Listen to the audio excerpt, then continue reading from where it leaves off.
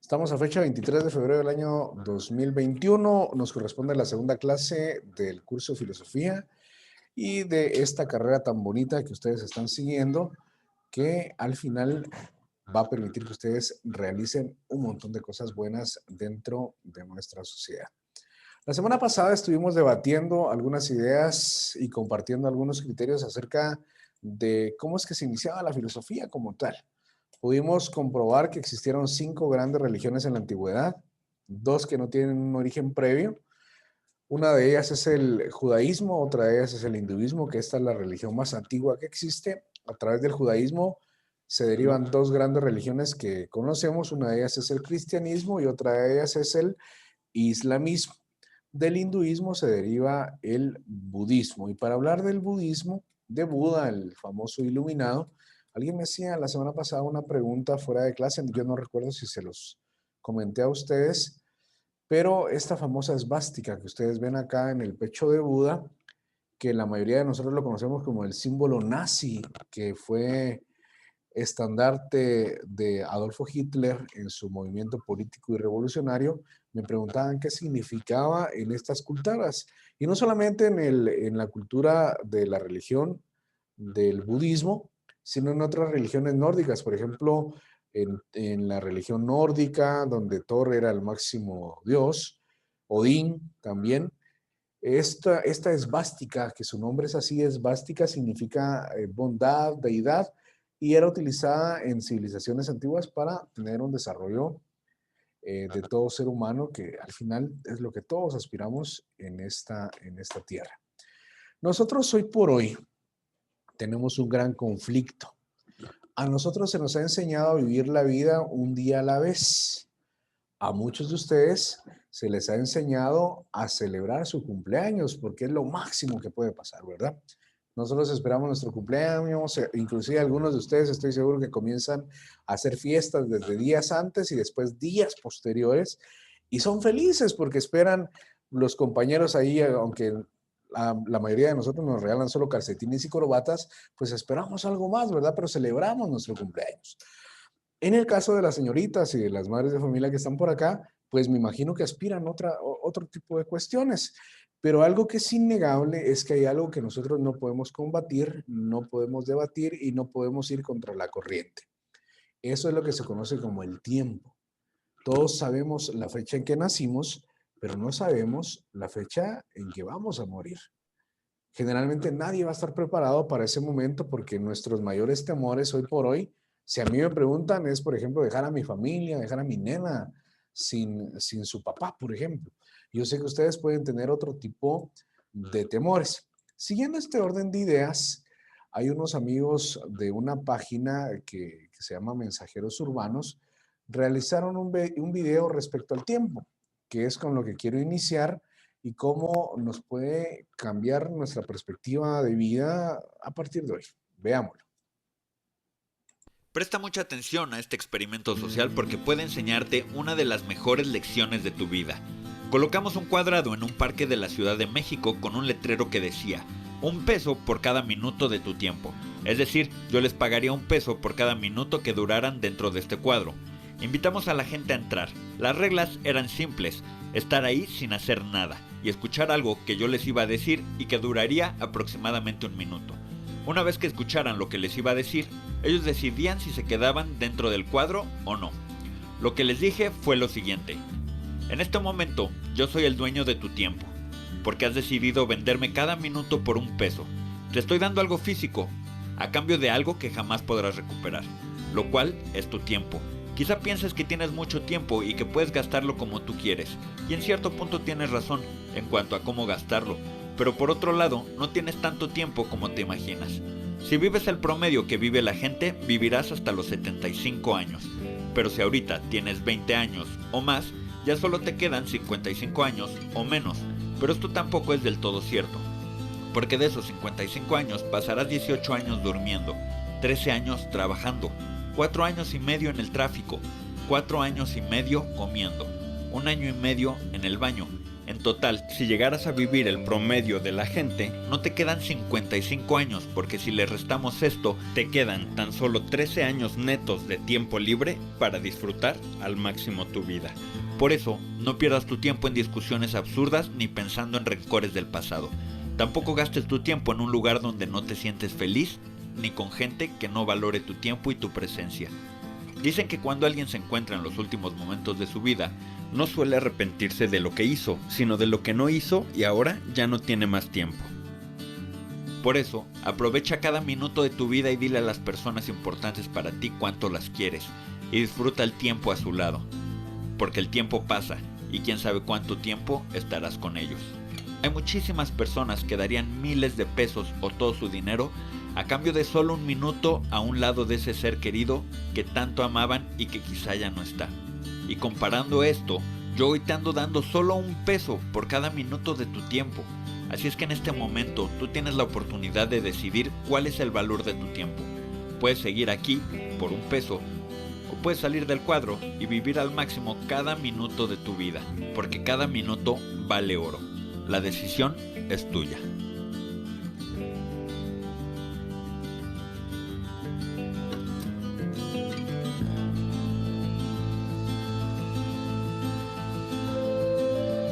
Como puedes ver, la mayoría se salió del cuadro, pero estos 3 jóvenes decidieron permanecer dentro.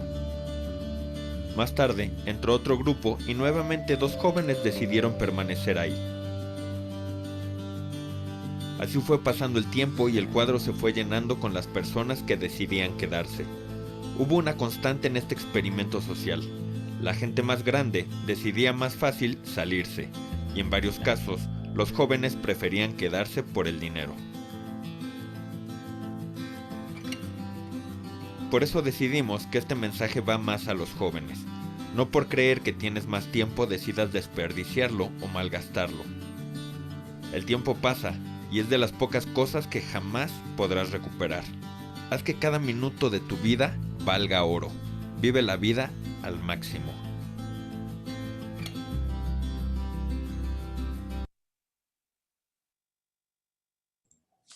Dentro de esta aventura que se llama vida y dentro de esta oportunidad que estamos teniendo en este planeta, hay algo que no podemos dominar y es el tiempo, pero sí podemos crear oportunidades en beneficio personal. Al final la misma Biblia decía, todo tiene su tiempo, tiempo de nacer, tiempo de crecer, tiempo de cegar, tiempo de cosechar. Yo sé que muchos de nosotros se nos complica muchas veces todos los días convivir con más personas. Al final todos tenemos un mismo patrón de conducta, pero a veces entramos en choque cuando miramos a una persona y decimos, es que me cae mal, es que se mantiene con la cara seria, se mantiene con la frente fruncida, me hace caras. Pero nosotros no sabemos qué tipo de carga está teniendo esa persona al final. Una carga de tipo emocional, una carga de tipo espiritual, una carga de tipo física con algún problema de salud. Y al final, algo que sí les quiero dejar como consejo es sonrían. Yo sé que muchos están en su computadora en este momento y pueden ver al resto de compañeros en la pantalla. ¿Por qué no intentan sonreír? Al final, sonreír solo utilizamos 14 músculos de nuestro rostro.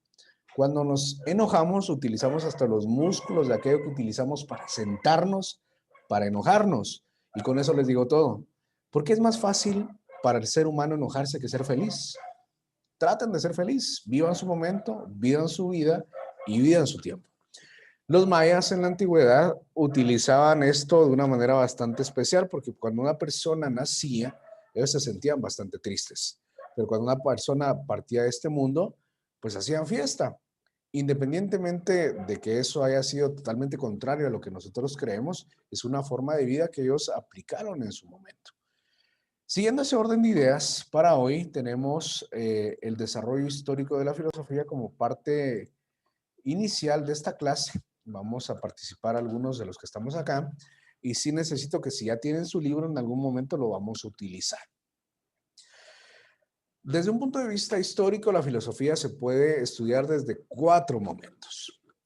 A través del origen de la época griega, época medieval, moderna y contemporánea. Ustedes recordarán, la semana pasada estuvimos iniciando que los griegos fueron los precursores del pensamiento filosófico de tipo occidental.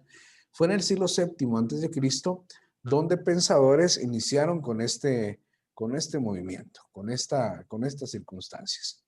Derivado de ello, podemos ver que existieron tres filósofos presocráticos, Tales de Mileto, Anaximandro y Anaxímenes, y eran llamados presocráticos porque precedieron a Sócrates, el gran filósofo griego que es considerado como el padre de la filosofía.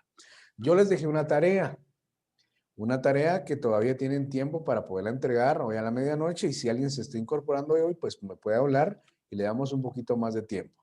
Pero como a mí me gusta que participen, yo quiero preguntarle en este momento a Carlos Monroy. Carlos Monroy, una consulta, ¿usted hizo la tarea? Sí, la hice. Bueno, Buenas noches, Carlos. ¿Me puede comentar acerca de lo que investigó?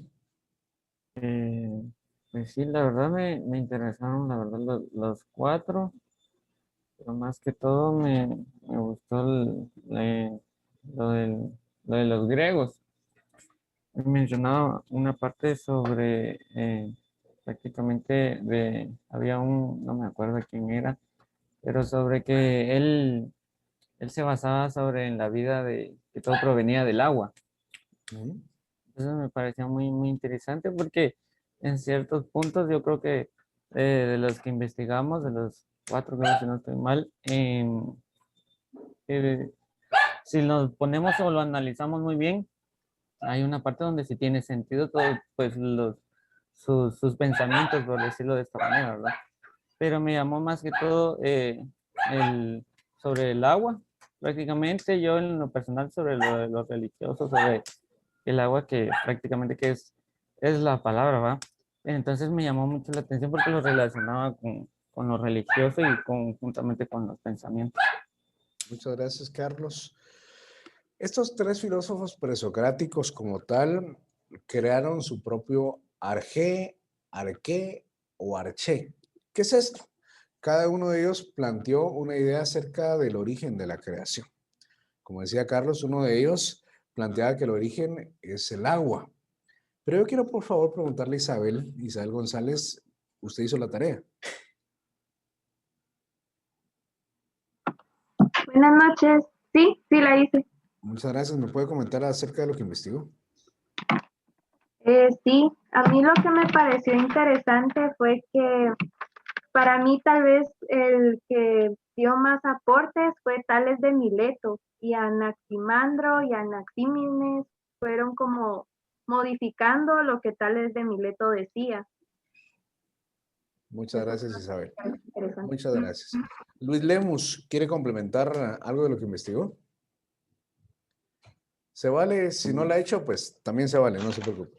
No, sí la hice, pero yo más que todo solo como que copié, no me tomé sinceramente no me tomé el debido tiempo para analizar y todo eso, pero sí la hice, sí la tengo. Ok, muchas gracias, Luis. Gracias por su honestidad. Cintia Noemí de León. Pues sí hice la tarea, pero no me acuerdo muy al 100, pero ahorita que el compañero mencionó eso de que los seres humanos habían salido del agua, sí me acuerdo, y si no estoy mal fue Anaximandro, creo que fue. Anaximandro.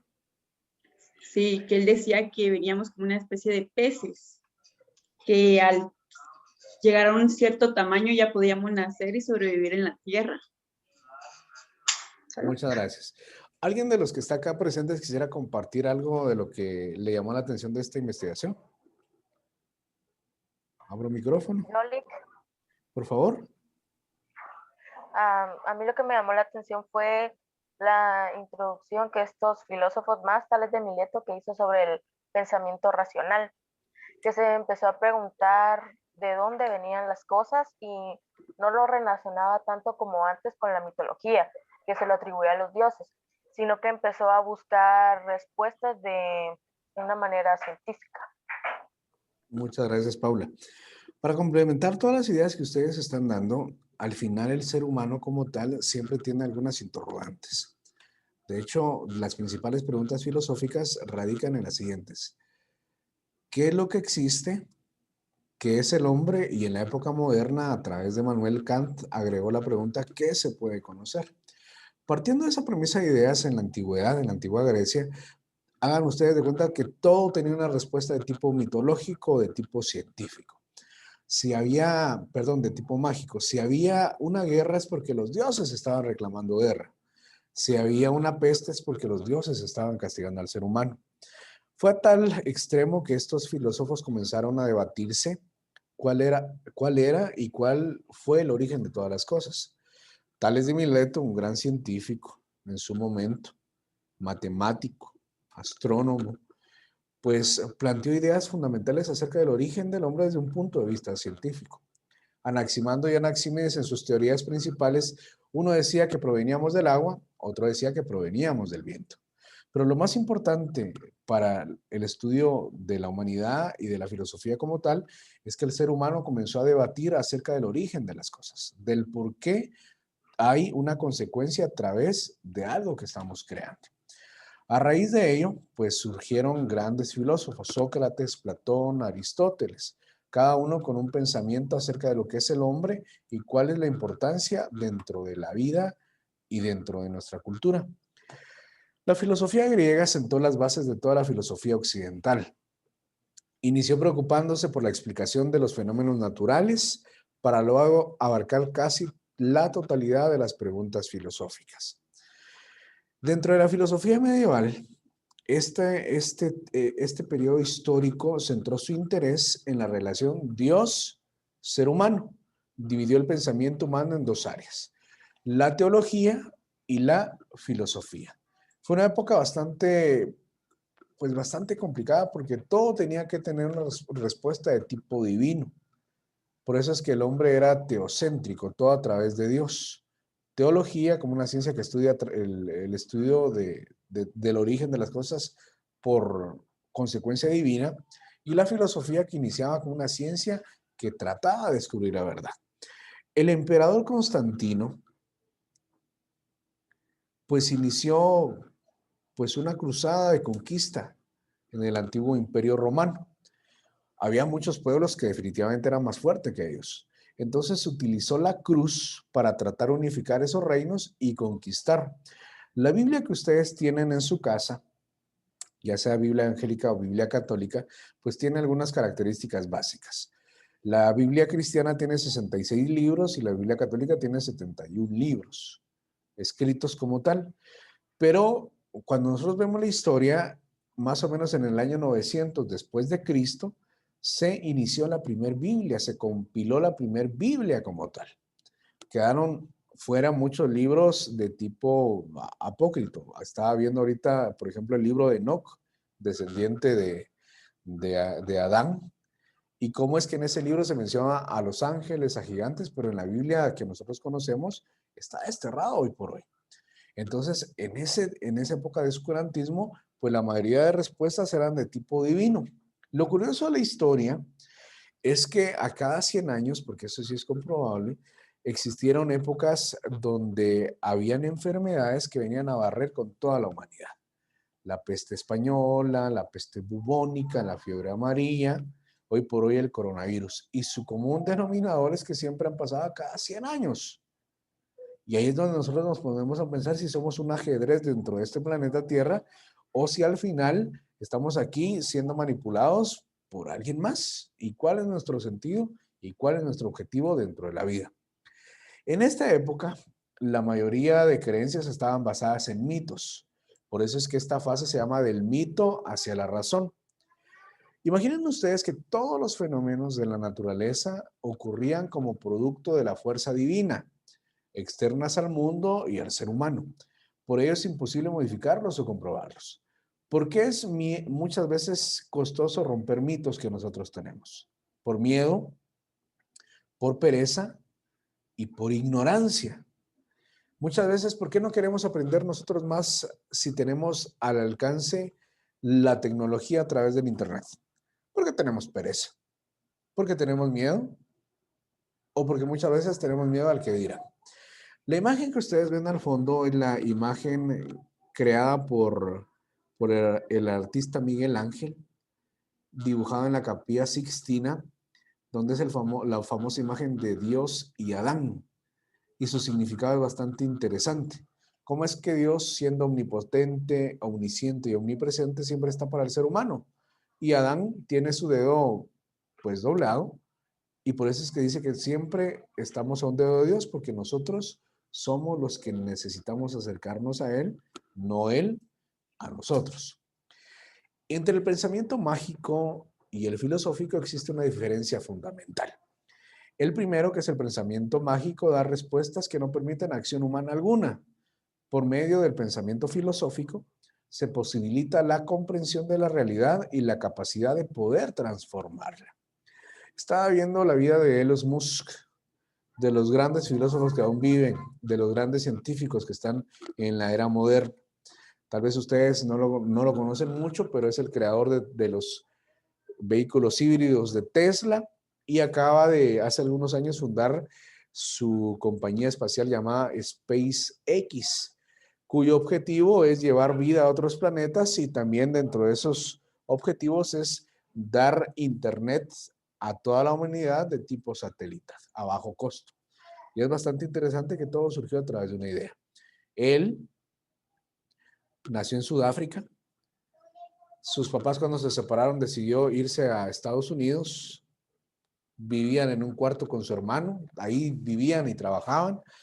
¿Y cómo es que pudieron transformar el mundo? A través de ideales que fueron formando a través de un pensamiento científico. Existió otro tipo de filosofía en otras culturas anteriores a la griega.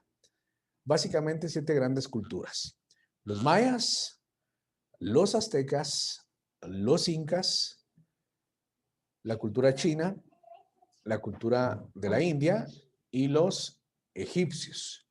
¿Cómo es que podía haber filosofía anterior a la griega? Bueno, recuerden que la base de la filosofía y el objeto de la filosofía es descubrir la verdad de todo cuanto existe, planteándose problemas de tipo racional y dándole respuestas de tipo racional. Los mayas en su momento tenían un desarrollo astronómico superior al de los europeos, a tal extremo que ya habían descubierto algunos planetas del sistema solar. Su sistema de cosmovisión era bastante marcado, ya tenían un conocimiento bastante básico de los movimientos de traslación y de rotación de la Tierra.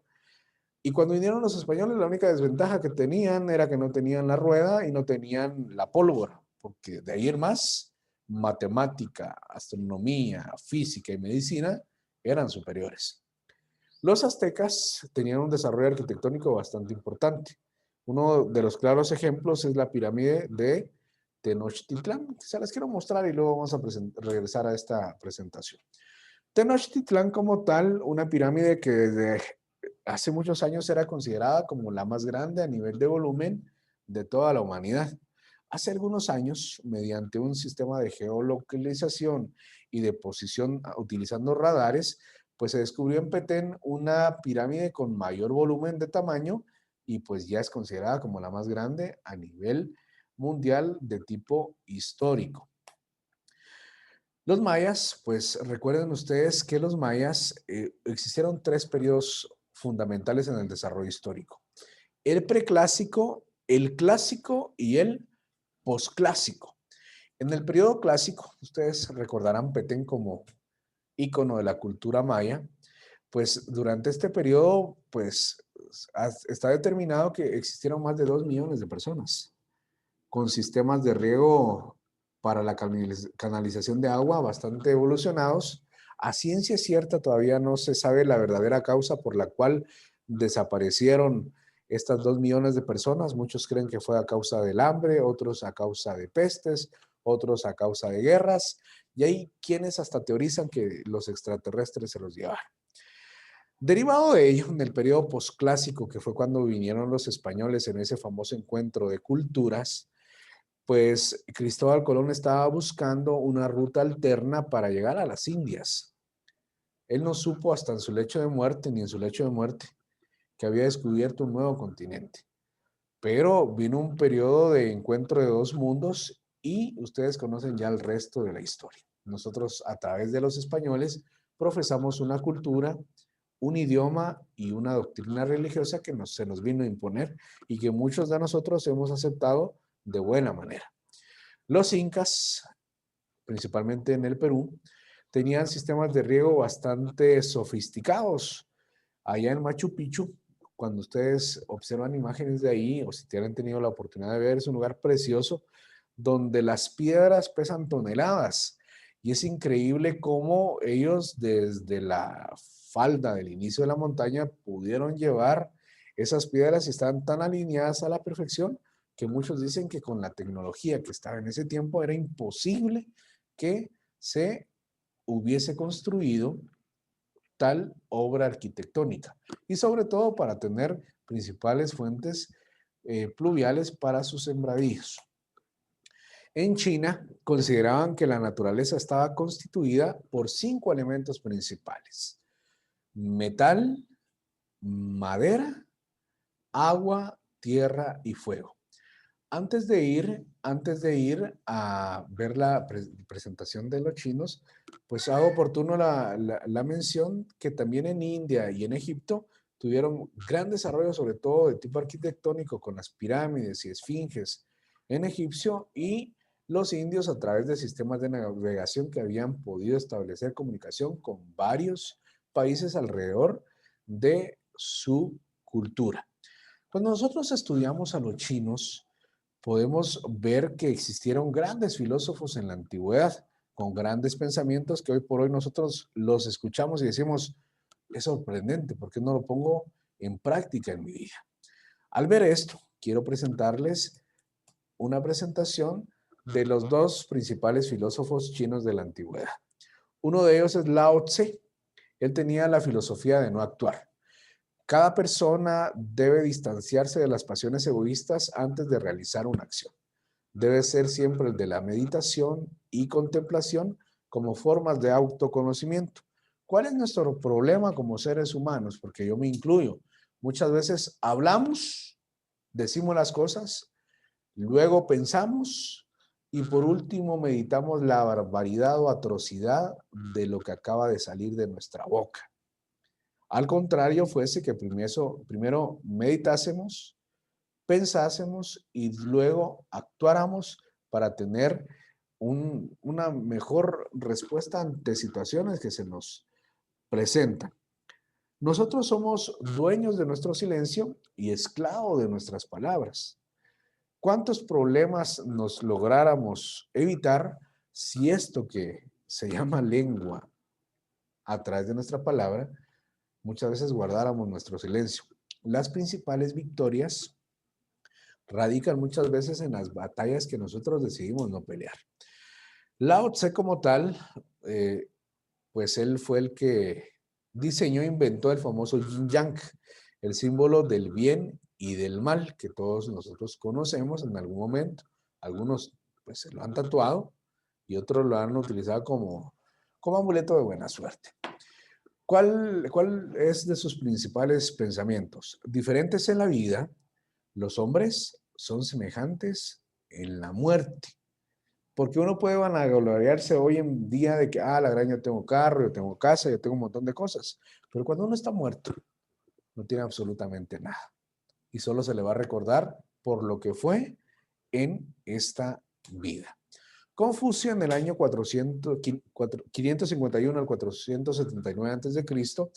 afirmaba que los propios actos externos están basados en las 5 grandes virtudes de todo ser humano: bondad, hacer el bien; honradez, pues saber vivir con lo que uno tiene; decoro, pues comportarse bien en todo momento; sabiduría, saber cuándo hablar y saber cuándo quedarse callado; fidelidad, que es algo que a todo ser humano nos cuesta. Todo esto, decía él, que encierran el conjunto de deberes del ser humano. Vean esto y quédense con esto hoy. Pensamiento de Confucio: si ya sabes lo que tienes que hacer y no lo haces, estás peor que antes. Y esto se aplica para cualquier área de la vida: tipo emocional, tipo laboral, tipo económico. Si ya sabes lo que tienes que hacer y no lo haces, estás peor que antes. Y con esto estaríamos finalizando esta primera presentación. Cuando nosotros vemos el contexto histórico de la filosofía, nos damos cuenta que es necesario romper algunos paradigmas que son muy importantes en nuestra vida. Platón, como tal, la otra semana nos va a corresponder ver las principales corrientes filosóficas. Ustedes van a ver el idealismo, el materialismo, el subjetivismo, entre otras, y ustedes se van a identificar con alguna sin querer, muchos de nosotros las practicamos. Ahora bien, Platón, dentro de uno de sus textos, dentro de uno de sus libros, más que todo su Ilíada, pues nos enseñó algo que se llama el mito de la caverna. Y cómo es que nosotros como seres humanos estamos pragmatizados o estamos casados con algunos pensamientos que tenemos que en el fondo son completamente falsos.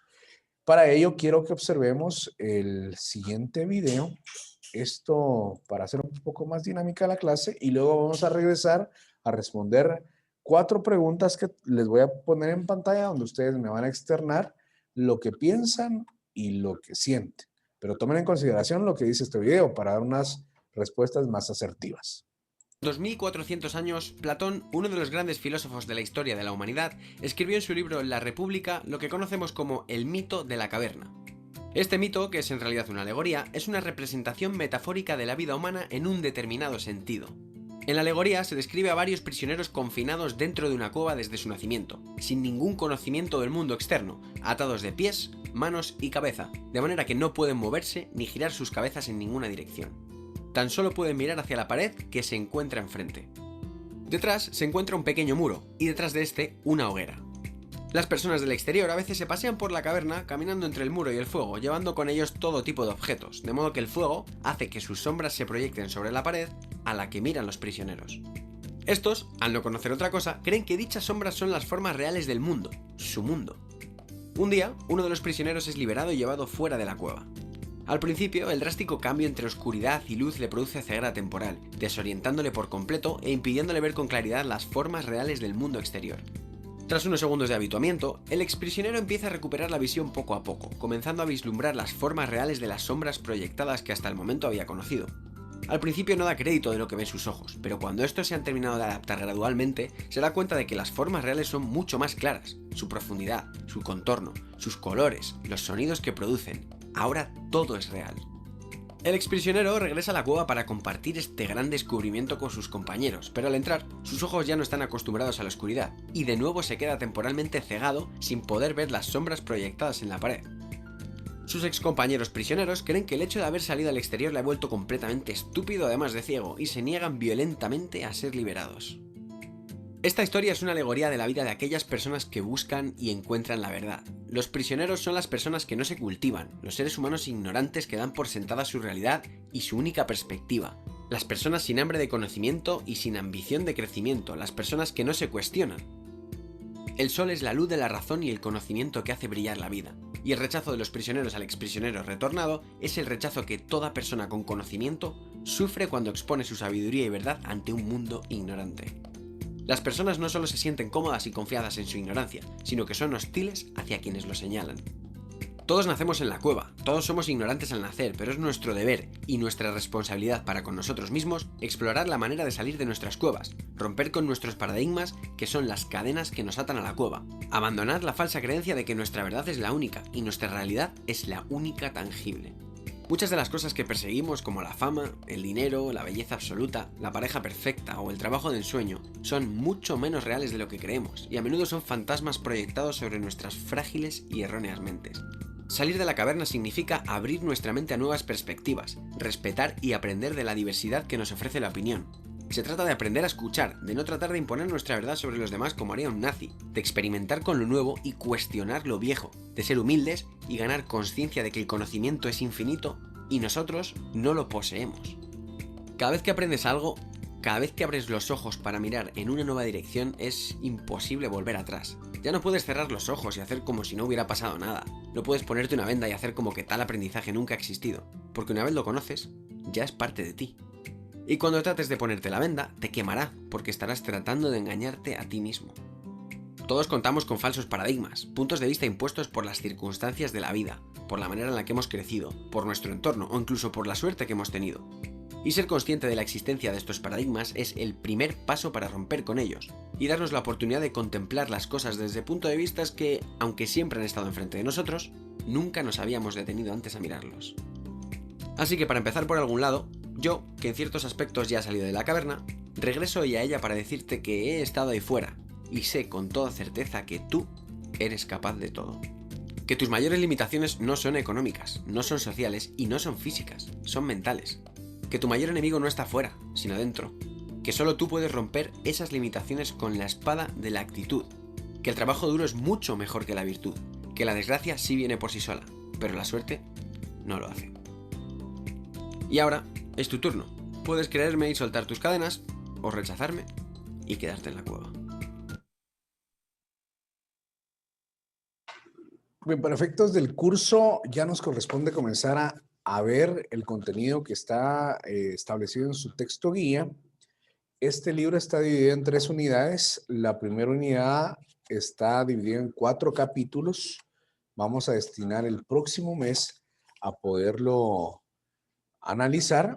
Y hoy una de las principales unidades, lecciones, es salir de la caverna.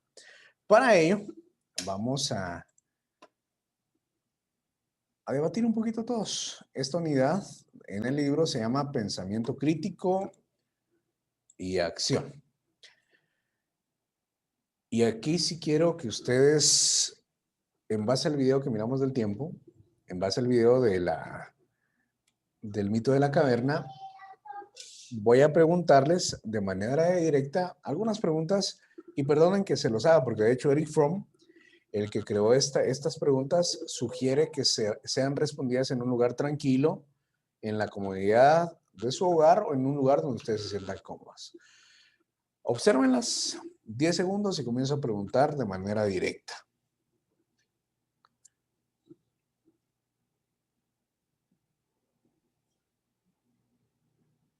Vamos a preguntarle a Diana Díaz. Buenas noches.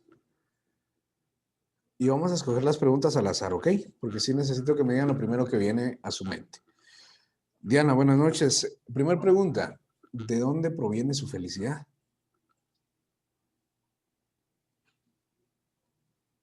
De lo que tengo en el torno, Ajá. No le escuché, Diana, ¿me lo puede repetir? Perdone. de lo que está a mi alrededor. Muy bien, muchas gracias, le agradezco. Vamos a preguntarle a Ariel Galvez, ¿de dónde proviene su felicidad, Ariel? Pues en mi familia. Muchas gracias. Gonzalo, complementemos. Gonzalo Román. Mi felicidad, más que todo, proviene en mi hija, verla crecer, verla sonreír, saber que está bien, saber que yo le puedo dar lo que ella necesita para que ella siga creciendo. Muchas gracias, Gonzalo. Lindsay Owand, ¿de dónde proviene su felicidad? De hacer sentir orgullosa a mi mamá. Muchas gracias. Luis, cuando yo les pregunto de dónde provienen sus ideas más arraigadas, ¿qué es lo que viene a su mente? Luisa Mayoa.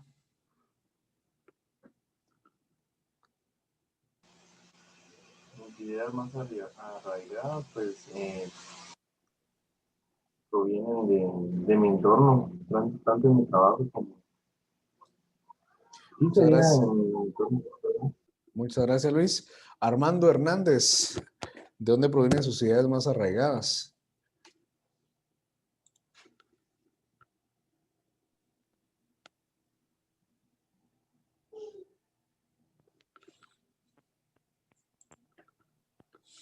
Fíjese, Armando, que se activó el micrófono, pero no le escuchamos. Le vamos a volver a preguntar en un momento, ¿ok? Evelyn Esther Díaz, ¿de dónde provienen sus ideas más arraigadas?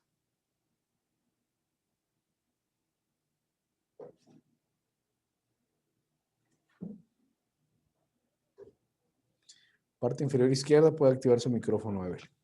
Ahí está. Día es país. Ay, perdón. Sí, ¿verdad? Sí, es país, así es. Disculpe, leí mal. Una consulta, antes que todo. Siendo sincera, ¿qué significa la palabra arraigadas? Arraigadas, si utilizamos palabras sinónimas, podría ser enraizadas, sus ideas más profundas, ¿Qué patrones les han enseñado a usted para pensar lo que hoy es? ¿Quiénes influyeron en ello? Pues mis ideas más arraigadas, pues no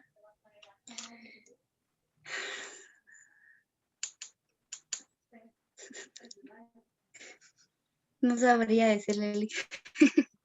Ok, no se preocupe, está bien, Evelyn. Vamos a seguir preguntando a los compañeros. Sandy, complementemos la pregunta, por favor. Sandy Serrano. Ay, de mí misma, sobre lo que yo pienso más allá de lo que voy a hacer. Muchas gracias, Sandy. Y vamos a preguntarle a Andrea Alfaro otra pregunta. ¿Qué sentido tiene su existencia, Sandy? Perdón, Andrea Alfaro. Yo creo que depende de mi felicidad y de lo que yo pienso y creo. Muchas gracias. Nidia Secaida. Y luego le preguntamos a Claudia Aldana. De poder ser una persona independiente y poder ser en sí feliz. Muchas gracias. Claudia. Buenas noches. ¿Qué sentido tiene mi existencia? En confiar en mí misma, en el sentido de que puedo hacer muchas cosas, puedo llegar a cumplir mis metas, mis anhelos. Le agradezco. Vamos a cambiar de pregunta. Le vamos a preguntar a Meredith Briseida, ¿por qué está estudiando esta carrera? Luego le vamos a preguntar a Marjorie.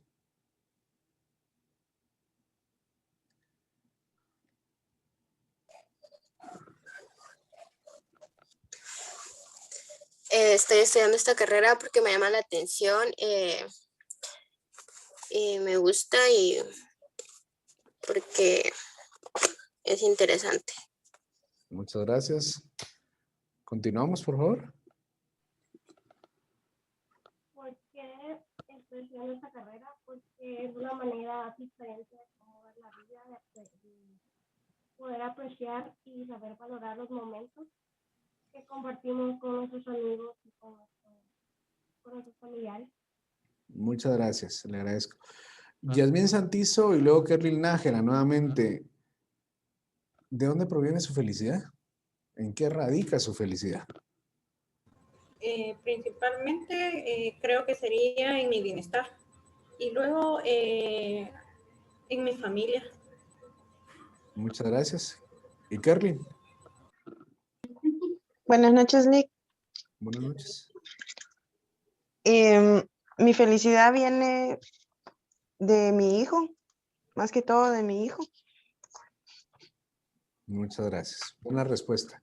¿Alguien más que quiera compartir? Y si no, proseguimos. 5 segundos.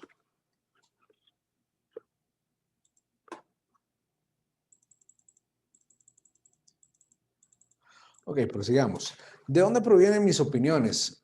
Al final, las opiniones son ideas de lo que creemos, de lo que sentimos y de lo que pensamos. Es preciso tomar en cuenta que las opiniones no nacieron con nosotros mismos. Las fuimos adquiriendo en el transcurso de nuestra vida. Y las tomamos principalmente de nuestros papás, de nuestros maestros, de nuestros líderes, de religiosos y muchas veces también de las redes sociales. ¿Cuántas veces nosotros nos hemos idealizado, estigmatizado a través de una primera suposición? Dentro de su bendita carrera, ustedes se van a dar cuenta que tienen una gran obligación. Y esto va atendiendo a través del manual del fiscal que les van a compartir en su momento, postulados que están establecidos en la misma ley, leyes como la del Ministerio Público, donde el objeto de su investigación, si ustedes se dedican en el ámbito gubernamental o dentro del derecho público, es descubrir la verdad de las cosas. Es descubrir la verdad, sea como sea el motivo. Estas últimas semanas estuvo de moda la noticia de Walter Sical, un joven que estuvo ahí sí que acosando a una niña pequeña de 9 años.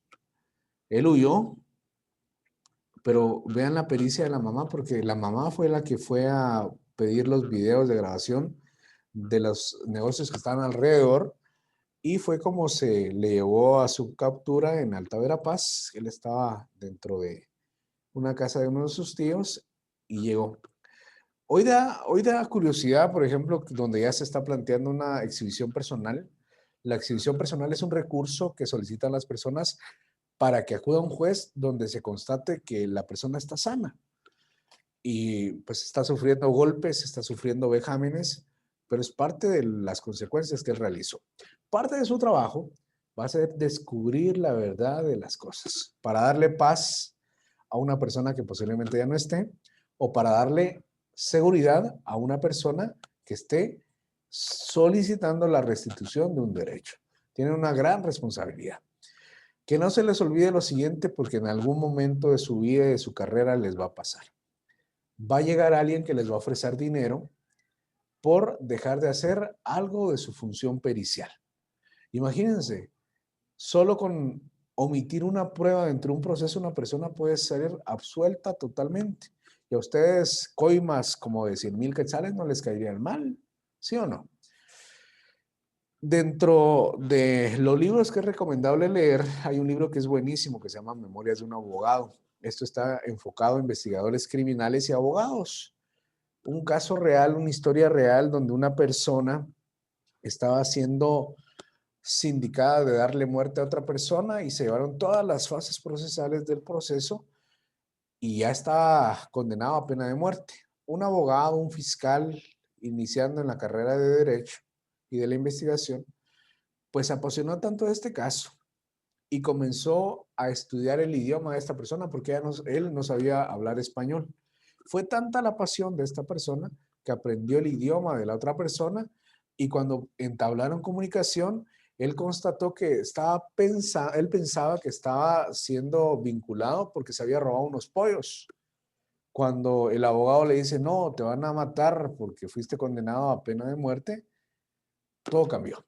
Y gracias a la pasión de este abogado, resultó absuelto esta persona y es un caso real. Escenas de escena del crimen, hay un montón, películas que seguro los inspiraron, hay un montón, pero detrás de todo ello y de la pasión que les va a dar investigar algo, tienen sobre sus hombros una gran responsabilidad. Y es concluir muchas veces mediante su pericia la conclusión de un hecho que no necesariamente puede ser delictivo, pero le va a traer paz a una persona y al final en sus manos puede estar que una persona sea inocente o sea culpable en base a la realización de un buen dictamen de algo que sea básico dentro de un caso. ¿Tiene que ver la filosofía con la felicidad? Buena pregunta. Para Aristóteles, la felicidad es la meta a la que todos aspiramos. Sócrates creía que la felicidad no solo proviene de nuestro interior, él de hecho se iba a colocar a mercados y observaba a las personas y se preguntaba qué es lo que les hacía feliz. A cada persona que acabo de preguntar hay algo que lo hace feliz de una manera en particular. Todos somos diferentes. Nuestra felicidad muchas veces va a estar enfocada a lo que tenemos, a nuestra edad y quiénes somos. Imagínense este niño pequeño que ustedes ven en pantalla. Yo creo que él es feliz solo con el hecho de estar jugando todos los días, de estar con sus papás. La niña que ven acá posiblemente ya vaya a la escuela, ya vaya al colegio, pero si ya le preguntan si es feliz cuando hace tareas, la mayoría de niños, de jóvenes y de estudiantes van a decir que no. Piensan que la tarea es un castigo, piensan que la tarea es una imposición porque los docentes no piensan que uno tiene tiempo para poder hacer la tarea, porque eso es lo que a mí me tocó decir en su momento. Pero cuando nosotros cambiamos de chip y entendemos que la tarea es una oportunidad para que aprendamos algo nuevo, podemos ver que a veces es bonito y divertido investigar acerca de algo que nosotros no conocemos. Y esa es la clave de todo estudiante universitario, que se enamore de su carrera, que se enamore de esa autoformación que ustedes necesitan para aprender cosas nuevas a diario. Cuando le preguntaba o me preguntaban a mí en qué radica mi felicidad, bueno, mi felicidad es un poco más compleja porque va a depender de mi edad y de mi familia. A mí no me importa trabajar 20 horas al día, por ejemplo, pero que no le falte nada a mi familia y a mis hijos. Porque eso es lo que a mí me hace feliz, tener esa paz interior de que a mi familia no le falta absolutamente nada. pero va a depender dependiendo del lugar en donde nosotros nos encontremos. Para muchos de ustedes, lo dijeron en su momento, decían que su felicidad eran sus papás y era su familia, y que cuando ustedes ya tengan un título universitario, lo primero que van a hacer es apoyar a sus papás y que sus papás se sientan orgullosos. Pero ese es el sentido de la felicidad que ustedes les están dando. Y no está incorrecto, al contrario, es totalmente correcto. Pero tenemos que ser disciplinados para cumplir esos objetivos. Adela Cortina, en el año 2002, nos plasmaba dos ideas importantísimas. Estas son parte de la pregunta del examen. Las reflexiones filosóficas giraron siempre a dos sentidos. ¿Cuáles fueron esos sentidos? La búsqueda de los secretos para organizar la vida en forma inteligente y la búsqueda del conocimiento, es decir, de la verdad. Muchas veces es mejor una verdad que duela que una mentira que carcoma los años y al final todos en algún momento nos ha afectado alguna verdad que nos haya dolido, sea lo que sea. También ella nos da una definición de lo que es sabiduría. La sabiduría se entiende como la adquisición de los conocimientos necesarios para encontrar el sentido a la existencia y establecer las metas en que ésta se fundamenta.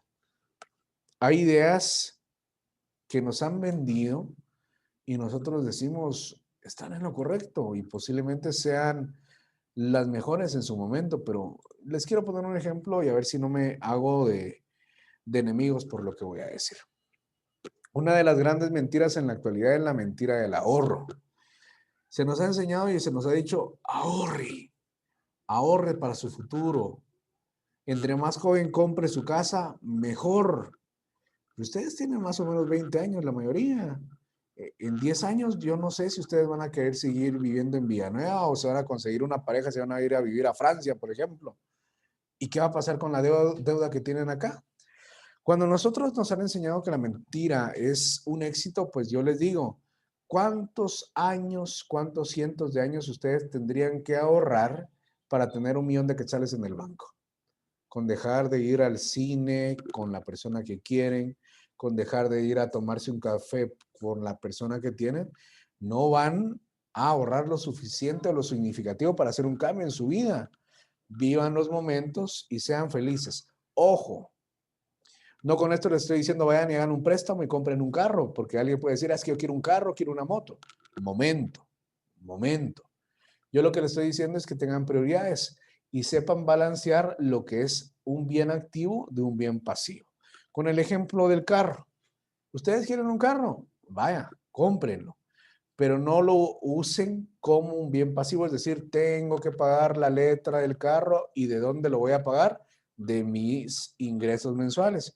¿Por qué no piensan ustedes si se sacrifican un poco y ponen ese carro como taxi? En lugar de ser un bien pasivo, se va a volver un bien activo. ¿Saben ustedes por qué estos libros de éxito han tenido tanto éxito a nivel mundial?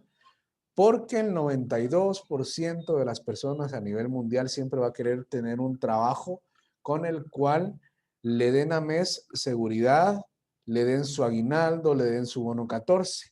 Y solo el 8% de las personas a nivel mundial va a querer emprender un negocio. Por eso es que esas ideas han funcionado porque nos tienen básicamente, perdón que se los diga, manipulados con ideas que nos han vendido. Obviamente yo hace 10 años, hace 15 años que era maestro de educación primaria, mis papás me decían, felicitaciones, ya es maestro presupuestado de educación primaria urbana. Y me odiaron cuando yo renuncié al magisterio, pero yo decía, yo no quiero esperar 20 años para ganar 5,000 quetzales en la clase F, que en ese tiempo era lo que ganaba el magisterio.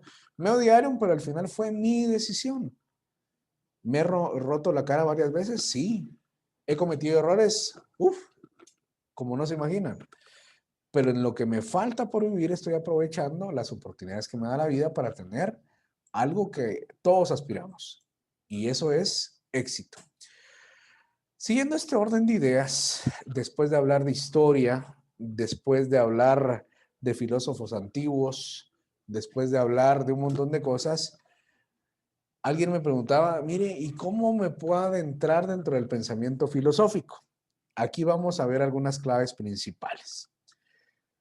De hecho, García Morente nos decía que el que quiere ser filósofo necesita puerilizarse, hacerse chiquito, infantilizarse. Y esto es lo que Platón nos enseñó y nos definió como el principio del asombro. Para filosofar necesitamos asombrarnos de algo.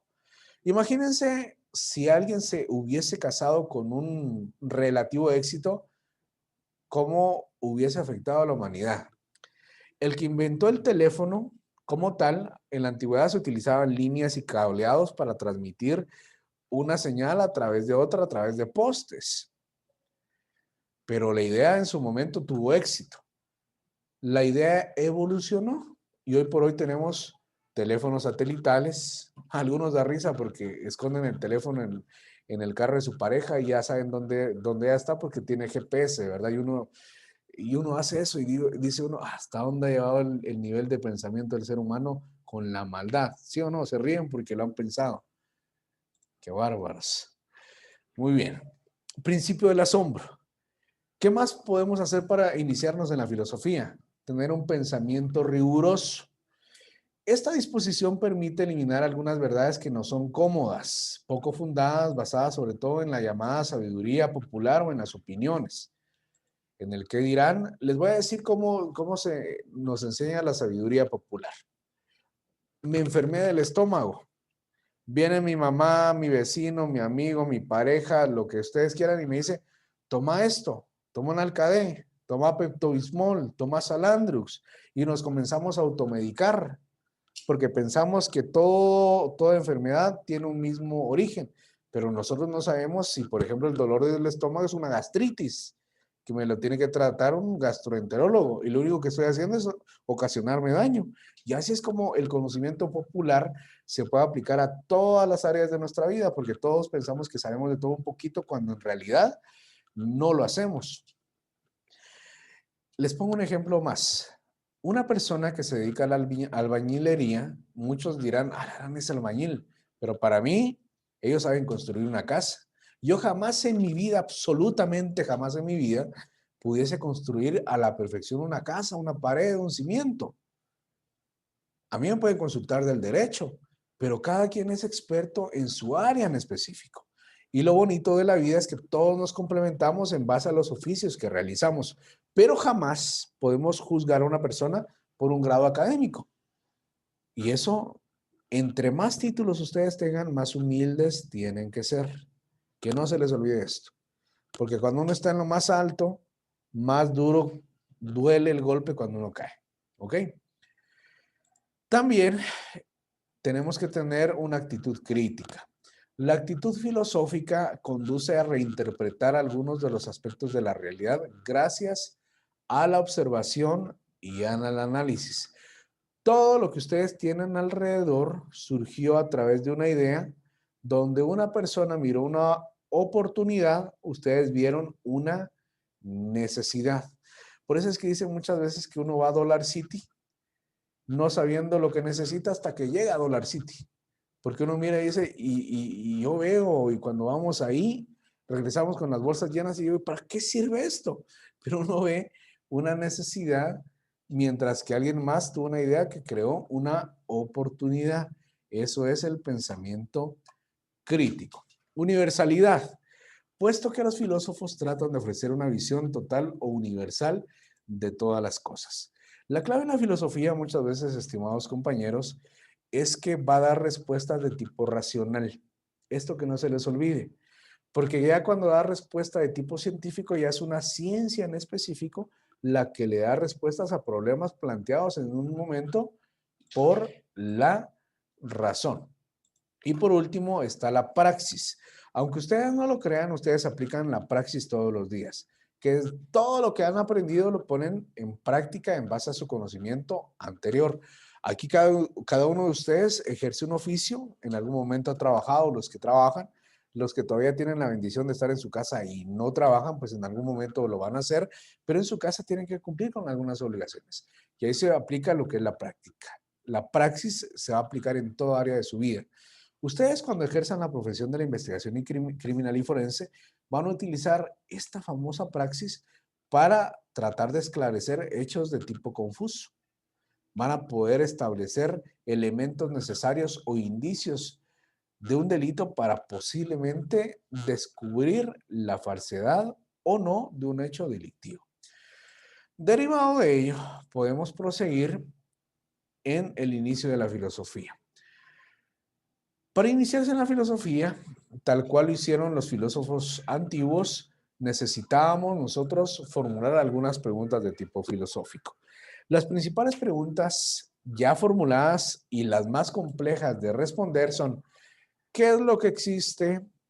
¿Qué es qué es el hombre? Y Immanuel Kant en la época moderna agregó: ¿qué se puede conocer? Pero nosotros, yo les quiero que juntos aprendamos cómo formular preguntas filosóficas en base a unas reglas que nos estableció Toci, un filósofo, hace algún tiempo. Solo recuerden esto. Una pregunta filosófica no lo es tanto por su contenido, sino por la forma en que ésta se va a plantear. Una pregunta filosófica no lo es tanto por su contenido, sino por la forma en que ésta se va a plantear. Bueno, hay 4 características que tiene que tener toda pregunta filosófica. Toci fue el que nos enseñó a esto. ¿Cuáles son esas 4 características? Racionalidad, universalidad, que sea abstracta y que tenga el sentido de apertura. Previo a continuar a esto, necesito que recordemos algunas nociones básicas de cursos de comunicación y redacción de idioma español que hemos visto desde primaria, porque es increíble ustedes. Yo no sé si a ustedes les pasa, pero hubo una generación de adolescentes que el Facebook lo utilizaban de una manera rara, porque escribían una letra minúscula, una letra mayúscula, una letra minúscula, otra letra mayúscula, y así escribían, y eso es para cualquier estudiante de español o algo, es una atrocidad como tal. Ustedes, yo sé que no lo hacen. También he visto que las redes sociales nos han eliminado algunos signos de puntuación. Los ponemos porque ni modo, ¿verdad? Pero cuando hacemos preguntas, por ejemplo, yo he visto que cuando finalizamos una pregunta y dice uno, ¿vas a venir? Y cierra con el signo de interrogación, ¿verdad? Pero se comió el signo de apertura, de interrogación. Es increíble, pero así lo hacemos muchas veces. Aquí lo que tenemos que recordar es que toda pregunta lleva signos de interrogación, de apertura y de cierre. Y siempre tienen que plantearse las preguntas en forma de pregunta. ¿Cómo lleva tilde? ¿Por qué lleva tilde? Cursos como comunicación y redacción que ustedes están llevando y técnicas de investigación, es necesario que ustedes se autoformen. Hay reglas de escritura que tienen que conocer. Yo tuve mi primer estudiante de la universidad hace 6 años. Tenía una letra muy bonita, pero una ortografía que se ponía en duda en un juicio. Hasta lo podíamos meter a la cárcel por la forma en que escribía. Entonces, pues me di la tarea de que él se autoformara. Yo ahora escribo bastante bien, pero si en su caso vamos en la misma línea, yo creo que vamos a ir a la perfección. 4 características que Toci nos indica para formular preguntas de tipo filosófico. Racionalidad, porque va en base a la razón. Universalidad, porque abarca la totalidad de las cosas.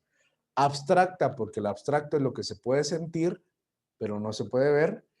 Y la apertura, porque permite pluralidad de respuestas. Veamos una a una y vamos a empezar con preguntas de tipo particular para luego migrarlas a tipo filosófico.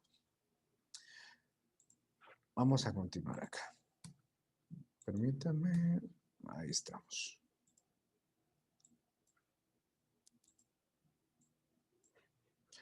Racionalidad. La pregunta debe estar planteada por la razón y debe ser respondida desde el punto de vista racional. Cuando yo les hago una pregunta, si tiene una connotación científica, ahí deja de ser filosófica. Me explico. Por ejemplo, si yo les dijera a ustedes cuál es el proceso de la fotosíntesis de las plantas, es, aunque sea una pregunta bien planteada, sea de tipo racional, al menos yo particularmente no sabría cuál es el proceso y la importancia de la fotosíntesis en las plantas, porque eso lo tiene que decir un biólogo o un experto en plantas. ¿Me explico? O si yo les digo por qué el cáncer tiene algunos síntomas característicos, Yo no podría responder esto porque no soy médico. Entonces, esa pregunta ya se vuelve de tipo metódico científico y deja de ser hasta cierto punto de interés para la filosofía. También podemos ver el sentido de la universalidad de las cosas. Acuérdense de lo particular a lo general, de lo inductivo a lo deductivo, aquí sirve la universalidad. Una pregunta filosófica puede surgir a partir de una experiencia cotidiana. Sin embargo, debe partir a partir de un problema que no concierne solo a la persona que lo plantea. Para entender la universalidad de las cosas, vamos a ver su género próximo que nosotros lo vamos a ver en base a un ejemplo que ahorita me voy a inventar. Vean pues. Si yo les menciono esto, vean esto, una orquídea. Ustedes se imaginan a la orquídea, ¿verdad? Pero también si yo les menciono cuál es el género próximo o cuál es lo que abarca la universalidad de lo que se llama orquídea, ¿qué es lo primero que me vienen a decir? Los voy a ayudar con esto para que vayamos en la misma línea, a menos que alguien me quiera interrumpir y lo pueda hacer en cualquier momento. Una orquídea, si yo me pregunto, es una flor. ¿Sí o no? Ese es su género próximo. ¿Qué otros tipos de flores hay? Hay rosas, hay margaritas, hay claveles, hay un montón, ¿verdad? Pero dentro de su género próximo, ¿sí? Sí, así es. Se puede aglutinar un montón de cosas. Veamos si me captaron la idea o si no trato de explicarlo de otra manera. Vean cómo vamos a empezar con algo tan particular y lo vamos a ir generalizando. ¿Ok? Y ustedes lo van a ir aglutinando. Ser vivo. Ese es casi que el inicio, no tiene género anterior, ¿verdad? Ser vivo.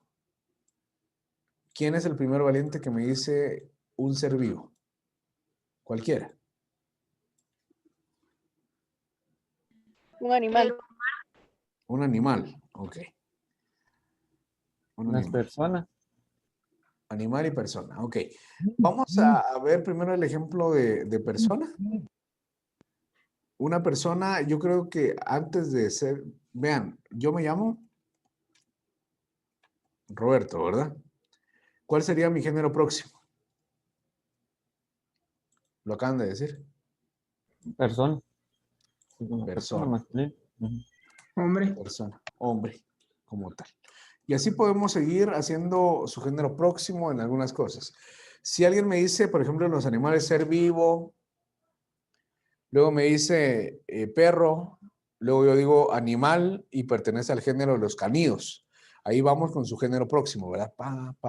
Paso a paso. Si me dicen, por ejemplo, ser vivo, semilla, luego digo yo árbol, ya podemos encauzarlo dentro de la clasificación de algún tipo de árbol. Entonces, ahí es como generamos de lo particular algo universal.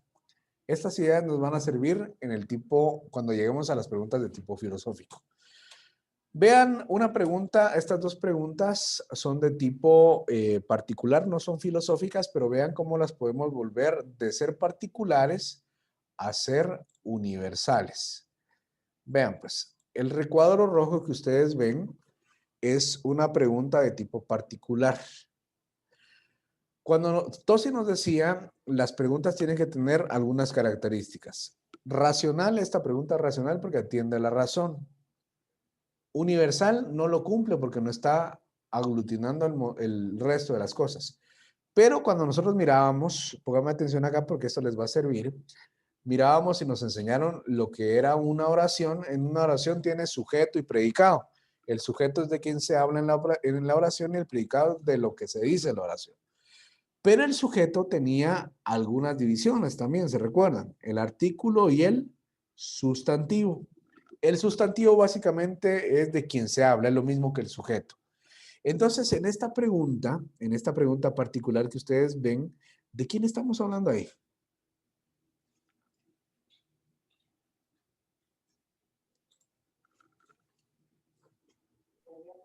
De mi persona. De su persona estamos hablando, pero ¿de qué tema estamos hablando? De la gastritis. Entonces aquí viene... Enfermedad. Exacto, pero como estamos en el tipo particular, estamos hablando de la gastritis.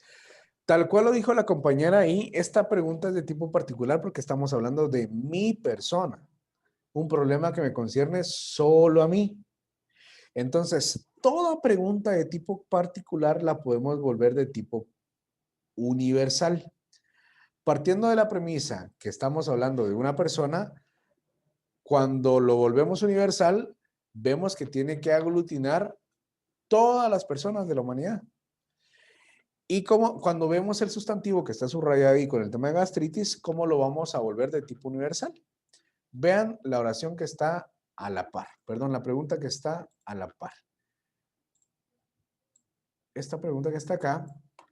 El término gastritis, solo para ver si vamos en la misma línea de ideas, ¿hacia dónde lo evolucionamos acá? ¿A qué término? ¿A qué concepto? A las enfermedades humanas. Muy bien, porque el término particular lo migramos a la generalidad, enfermedades humanas. Veamos cómo planteo yo la pregunta. El avance de la ciencia y de la medicina en nuestro sistema ha resuelto el problema de las enfermedades humanas. Entonces aquí el término universal ya vemos que utilizamos el término humano. Entonces ya vemos que toda pregunta particular la podemos volver universal. Aquí todavía no hemos llegado a preguntas filosóficas, ¿ok? Pero sí necesitamos este ABC para llegar a las preguntas filosóficas. Y lo irónico de esto, estimados amigos, compañeros, es que entre más sencilla sea la pregunta particular, más fácil va a ser realizar la pregunta filosófica. Vean ahora cómo vamos a llegar a ya formular una pregunta de tipo filosófico. Hay dos características que vamos viendo. Que sea racional, que sea universal, pero Tosi nos dice que también tiene que ser abstracta. Lo abstracto es todo lo que se puede sentir, pero no se puede ver. Los sentimientos y las emociones no las podemos ver. Es decir, muchos de los que están acá se han enojado, pero el dibujo del enojo como tal no lo podemos hacer de tipo general. El sentimiento del amor no lo podemos materializar en algo en concreto, porque el amor va a ser muy individual atendiendo cada persona en particular. Un amor de pareja, un amor de hermano, amor de papá, amor de padre a hijo. Por eso es que lo abstracto tiene que estar implícito en toda pregunta filosófica. Y recuerden, toda pregunta filosófica tiene que ser resuelta o tener una respuesta atendiendo a la razón.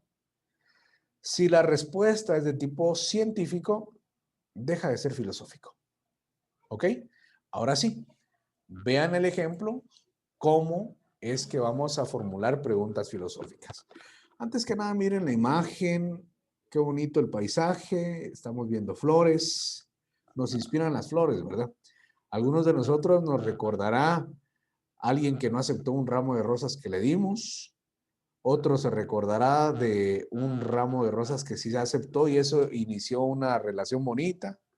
Alguien se recordará de un ramo de rosas, de rosas y arreglos florales que llevó el día de la muerte de alguien muy querido. Pero las flores siempre nos motivan de diferentes maneras, ¿verdad? Dependiendo lo que nosotros estemos viendo. Quiero que ustedes vean, y esto sí, por favor, necesito que respiren un segundo, se estiren un segundo y me pongan atención. Porque esta es una de las series que va a venir en el examen del primer parcial y es una de las bases del curso. Ahorita hagan de cuenta que esto es sencillo. Cuando vayamos a la fase del silogismo, de la construcción de enunciados, ahí sí va a ser diferente. Pero si ahorita vamos en la misma línea, nos va a ser muy fácil el desarrollo del curso. Vean pues, estimados amigos, luego de que ya respiraron, ya se estiraron un segundo, del lado izquierdo tenemos una pregunta particular, racional, e individual. ¿Por qué racional? Porque está planteada en base a la razón. Está bien.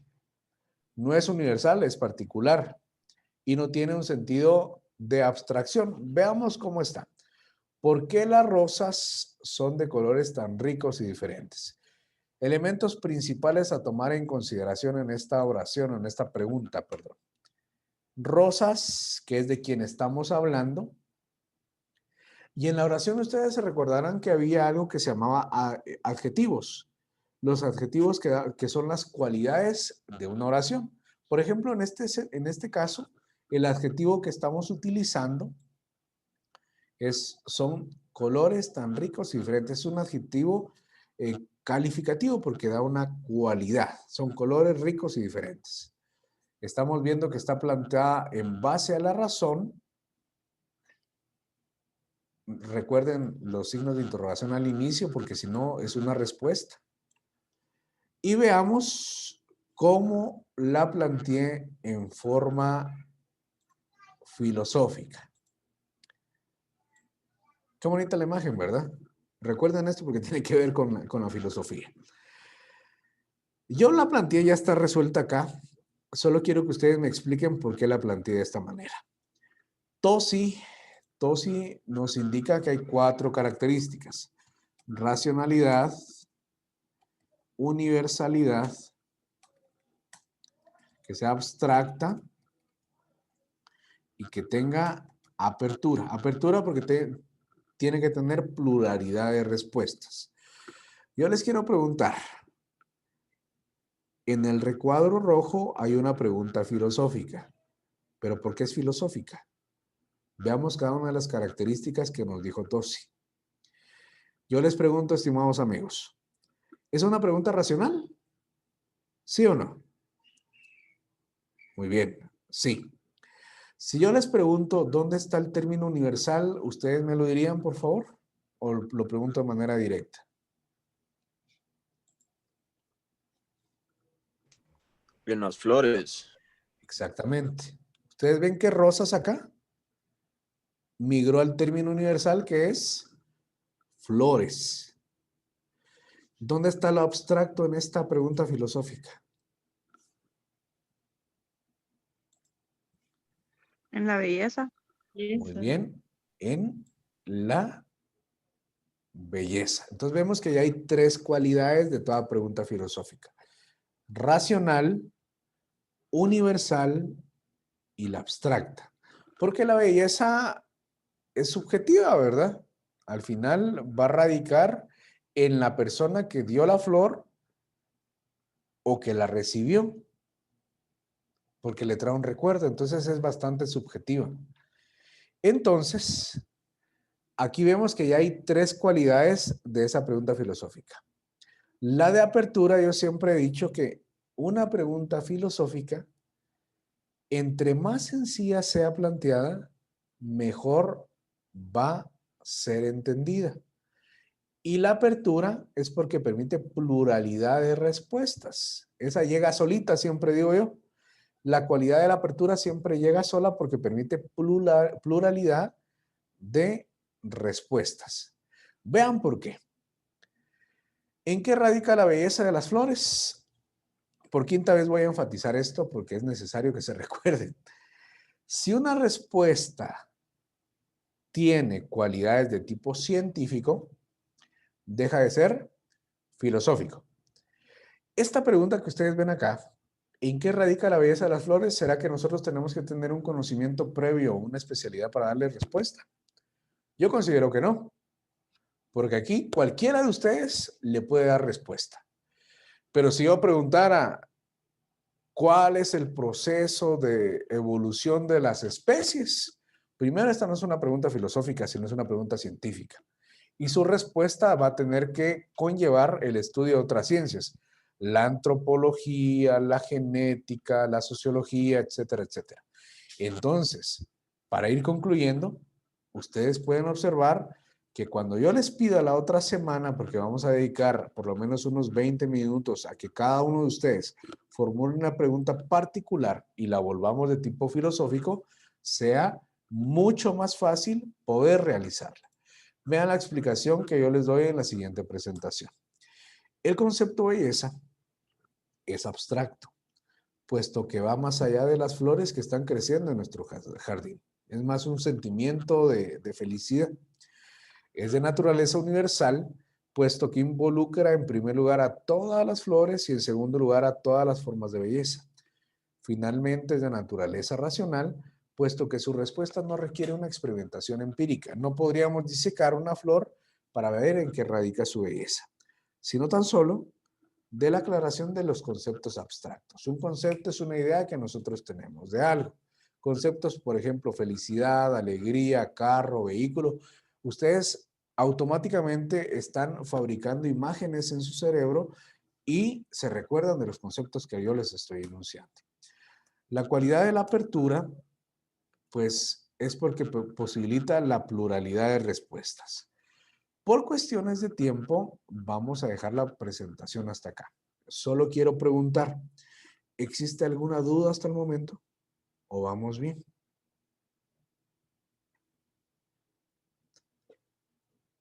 Excelente, ustedes, me siento feliz de que no existan dudas. En el examen vamos a ver cómo estamos. Muy bien. Vamos a finalizar la presentación.